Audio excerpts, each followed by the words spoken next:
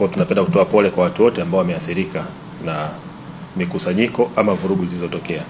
Napenda kutoa ufafanuzi kuhusiana na hili swala ambalo kwa kiasi kikubwa watu wengi ambao tumesikia sisi mitaani, taarifa kwenye mitandao na mitaani, watu wengi wanahusisha kampuni ya Lake Oil na wanasiasa katika umiliki.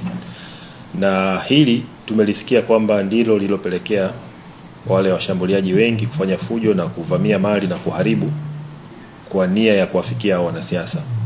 Lakini kimsingi tunaomba ieleweke kwa Tanzania wote kwamba kampuni ya Lake Oil ni mali ya Mtanzania mzao anaitwa Ali Edha Awadhi, na hana mahusiano yoyote wala hana uhusiano wa aina yoyote ule na wanasiasa ambao wanawataja.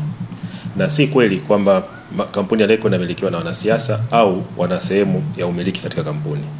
Hii ni kampuni yake mwenyewe na amekuwa akijenga, na sisi wengine wafanyakazi wake wa zaidi ya miaka 16 hivi sasa tunafanya kazi hapa. Tumekuwa ni mashuhuda wakubwa wa kufanya kazi kwa bidii, kwa kujituma usiku na mchana, na tumefanya kazi kwa muda mrefu. Tumekuwa tukishuhudia kampuni ikikua kidogo kidogo kuanzia chini mpaka tulipofikia hapa.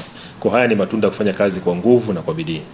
Kwa hiyo tunawasihi wananchi wanapokuwa wanadai haki zao ambazo sisi hatuwezi kuingilia kwa namna ambavyo wanaifanya, lakini sio haki kuhukumu ama kuharibu mali za kampuni ya Lake Oil kwa kutegemea kwamba ama kwa kuamini kwamba ni mali za wanasiasa. Sio haki. Hawatutendei haki, hasa sisi ambao ni wafanyakazi ambao tunafanya kazi kwenye kampuni kwa muda mrefu na tuna mchango wetu mkubwa.